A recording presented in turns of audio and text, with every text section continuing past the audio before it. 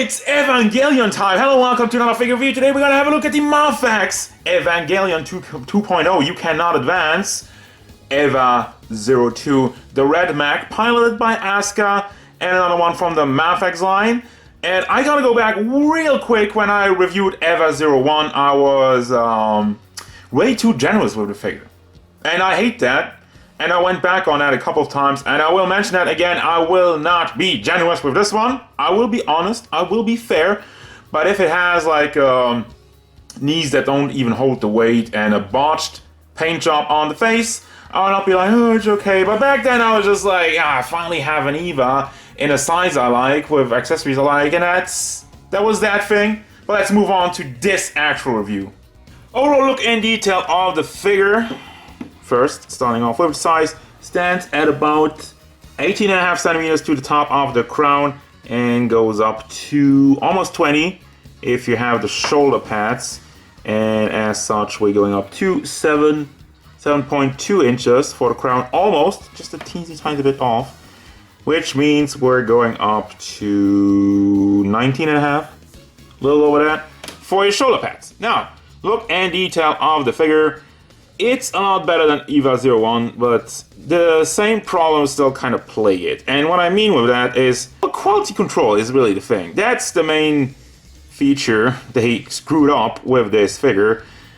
Smaller, in a lot smaller parts than previous ones, but the one thing, you're looking at the face right now, there's some black spots on the white. The black over there is not even cleanly done. It just goes awry. You have the one green eye over here, which is smaller than the other one, and it also seems to be kind of bleeding down to a point where it shouldn't go. Black spots in the crown are good, but there's another smudge up here. As far as lines go, they aren't really clean, to be honest. I mean, I'm really impressed how you can make these very small things, and it looks mostly good with some spots on it. But then you can't really make a clean line. It's just kind of washed. It's not clean. It's not looking the worst. But yeah, for an expensive collector's figure, that's. I mean, I'll get to the price point during the final thoughts. I mentioned that, but let's just say that this EVA line from Mafex is not really cheap, and that has a huge impact on how I look at it. Same thing, we got the orange over here, which goes over the line. On the other side, it looks better. And then you have the black, which isn't really completely lined up. And you have the writing in the forearm. Hands, that actually looks pretty good. Orange on the knuckles. And then you got also EVA 2 on this side, EVA 2 on the other side. Got some more paint apps in the back, which for the green parts over here, the olive parts, or whatever you want to call this color, seems like they just add a little bit too much color over there. I don't know if you can see that, but it seems to be laid on a little bit thick. As such, you have some parts that just stand out a little bit. However, the paint choices I think are pretty nice, especially with the olive, which is just plain looking. Same with the white, and all the red is a bit more shiny. So it looks good, looks cool. Also the detail in the front over here, this is nicely painted. Again, you have these small lines which look good, and then other thicker lines which don't look so good. Same thing on the side over here. Like you can count, like this one's good, and this one's too big. And then you have on this side, this one's, looks horrible, and this one just goes over the line, and this one's too thick again. The only thing that should be thick is the waist, which isn't, but that's the design of the figure, the robot more precisely. And moving down to the legs, you got the knee pads over here. And a little cockpit, no, the cockpit's in the back. And the whites bleeding, got more paint bleeding. Down to the shoes, which I don't really see an issue. Nice detail also under there. If you want to do some kicking poses, you can look at that, and it's actually nicely painted. So yeah, overall paint job has flaws. Moving over to the articulation, this one is really special. Really nicely articulated, I can tell you that much already. The head is on a ball hinge, so it moves up very nicely. It moves far down because there's nothing hindering it. It doesn't tilt side to side though, unless you kind of rotate it, I guess. You could technically rotate this ball joint. Can't really do it right now, I need some tools for it. But anyway, goes all the way around. And then you have also neck articulation, which is pretty good. Goes in every direction, and you can just rotate that around as much as you want to. Goes forward, goes to the back, and I feel like my camera's not really focusing. Let's zoom out a little bit. Camera likes to defocus when I'm zooming too much.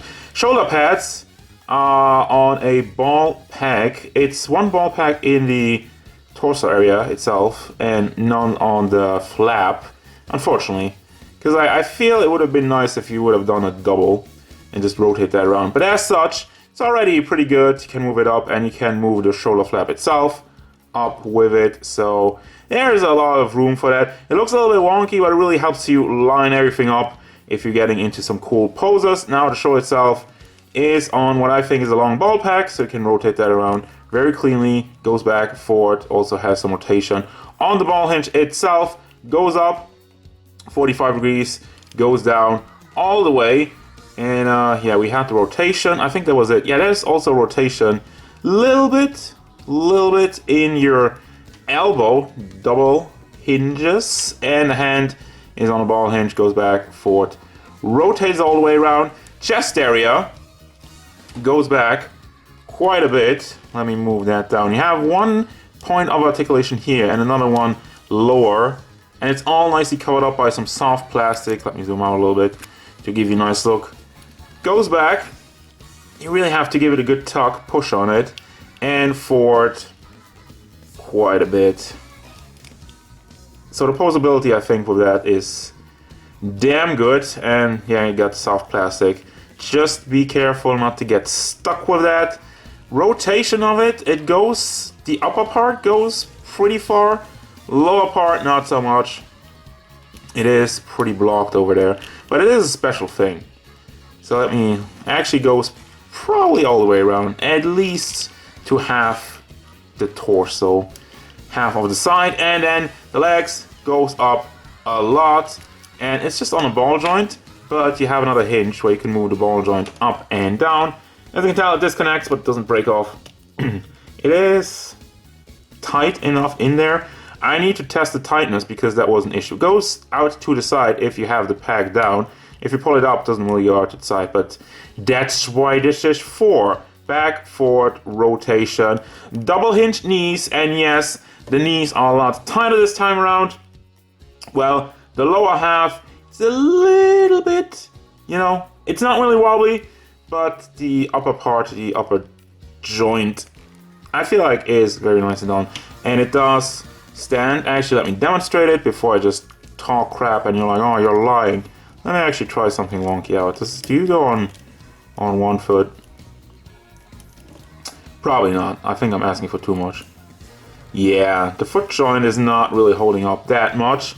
But there's the foot joint. It is, and on a ball hinge, goes back, forward, does tilt side to side, does go all the way around in an angle, and finally you got a toe hinge with some kind of copyright or whatever under it. I mean, if you're gonna put copyright on the figure, that's the point where you want to do it. So yeah, I'm a fan of it.